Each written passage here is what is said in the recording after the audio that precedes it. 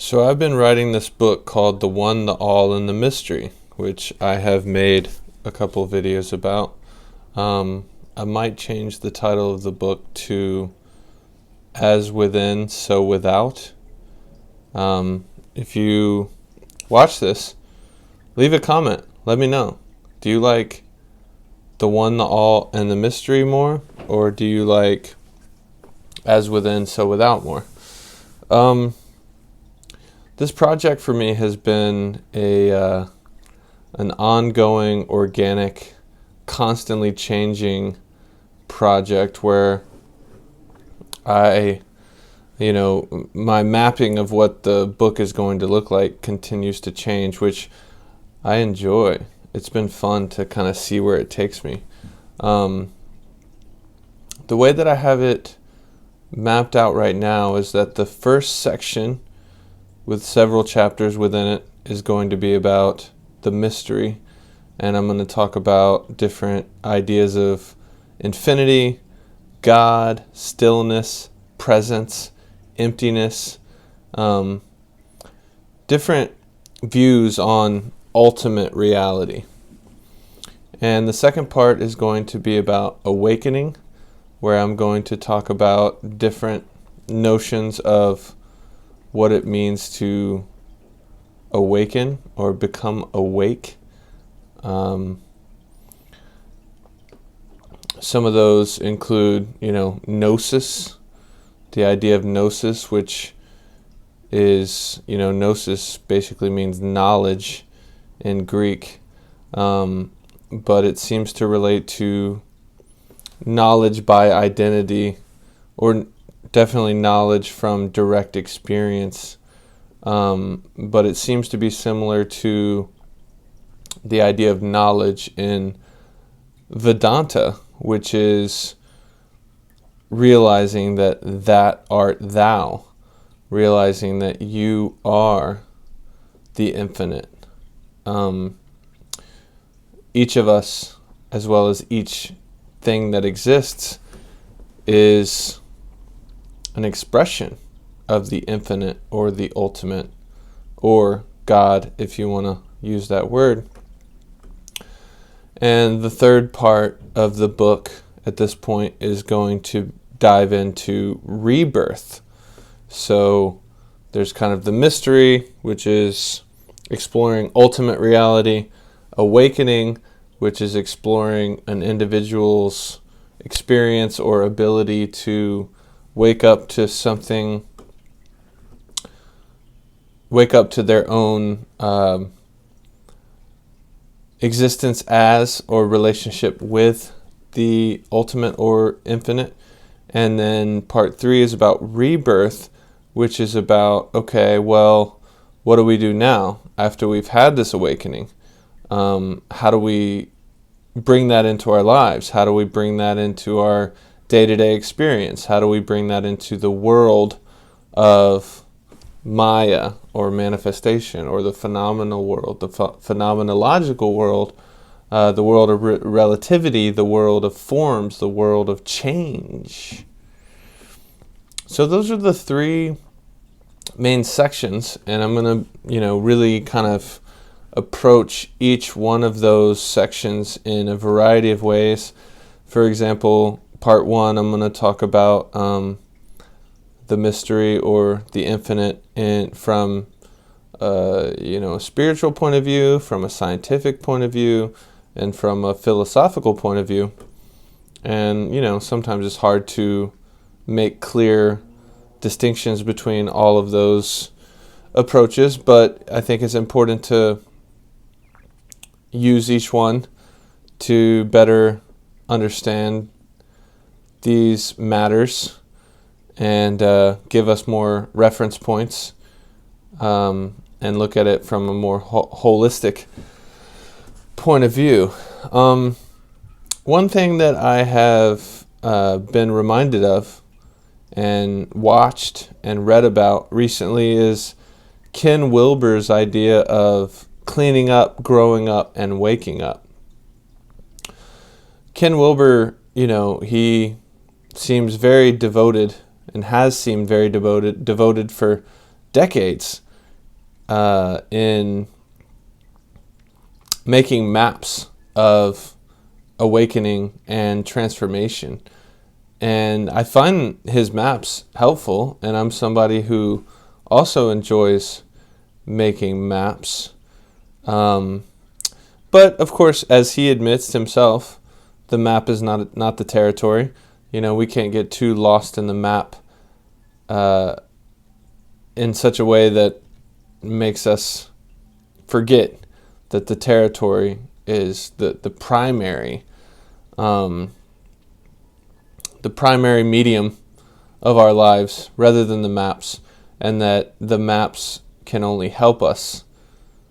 The maps can help us if we treat them the right way or use them the right way to navigate the actual terrain or the actual territory of our lives.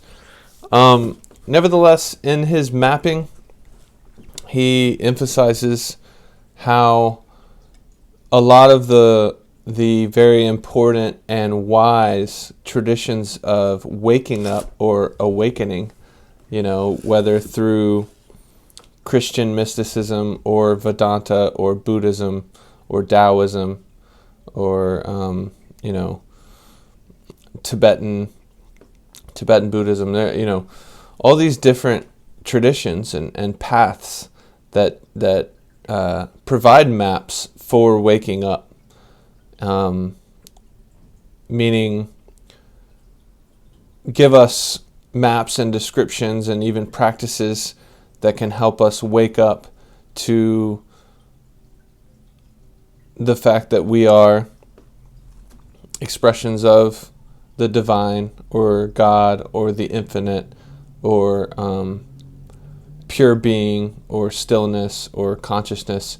There's a bunch of different a bunch of different words that are tagged to describe this ultimate reality. But I think that one of the main thrusts of awakening through a lot of these traditions is basically waking up to the fact that we, despite our finite existence and limited minds, are in fact no other than the ultimate reality.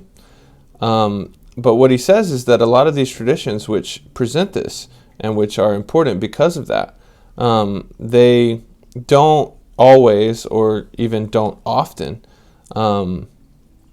bring up a map or highlight the importance of cleaning up and growing up.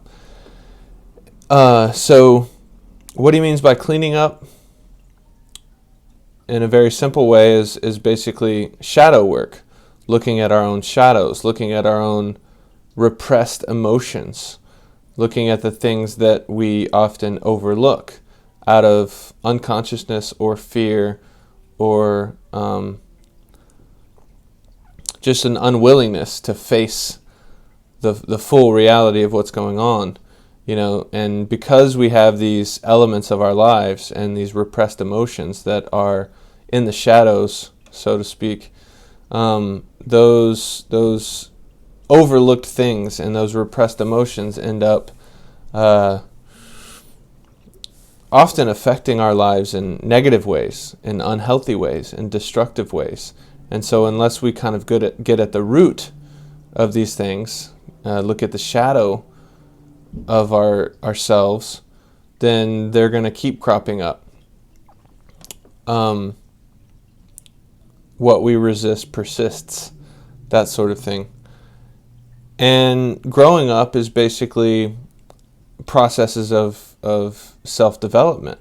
And one thing he brings up with this is going from a self-centric view to an ethnocentric view, or, basically caring about yourself and then caring about your group or community or tribe or whatever, and then caring about, having more of a universal view of these things and caring about everyone, even outside of your group. And then, kind of, I guess, going into even something beyond a universal approach or consideration. And so, he points out how a lot of supposed, and I don't think that he would say that these people are not awake, but people throughout history that have had waking up experiences, but that seemingly have not brought that into their growing up or cleaning up. You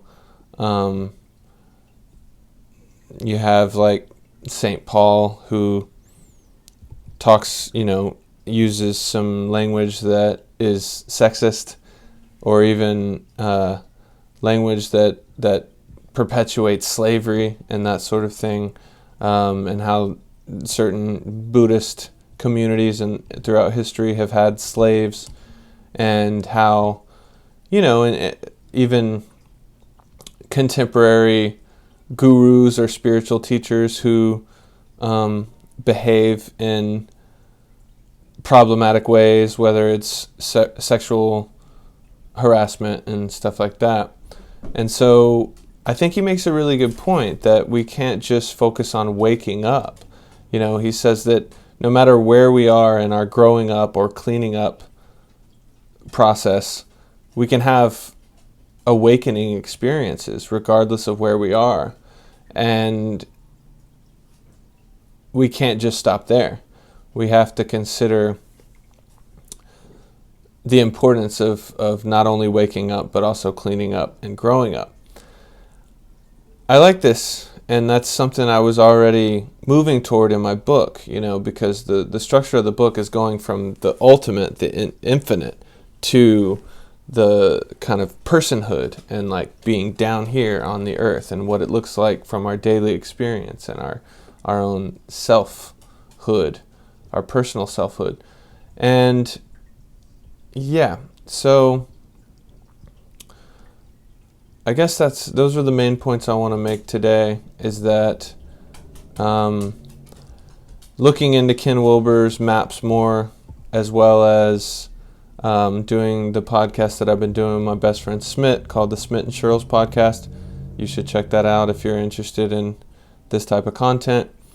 Even though, my podcast with him is not just about spiritual stuff. It's mainly about our friendship and kind of unpacking our friendship and that sort of thing. But my conversations with him, as well as my ongoing research and my ongoing reflection and my ongoing direct experience with my own life and with reality, is reminding me that in this book, I don't need to just talk about philosophy, basically. I need to talk about practice. I need to talk about what this means for our lives with others, our lives in the world, community, love, compassion, creativity, and making sure that we're not using our own spirituality as bypassing, that we're not just being drawn to awakening and emptiness as a way to distract ourselves from our own karma, basically. All the things that make us who we are on a personal level, and that kind of guide and shape our behavior, and not being afraid to look at what is motivating and guiding our behavior, and changing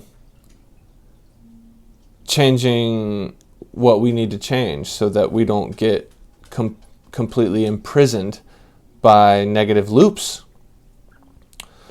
So, Ken Wilber makes a good point to say that it's only been in the last 120 years or so that we've had these useful maps of development and growing up and cleaning up that were not necessarily present in these ancient wisdom traditions. And we need to take this new wisdom that we have from modern psychology and stuff like that to kind of enrich our own spiritual practice, and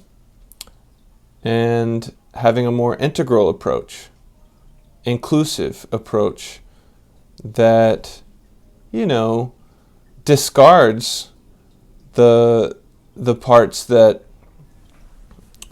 are not useful and synthesizes the parts that are. So I hope that gave you some food for thought, and I will see you next time. Peace.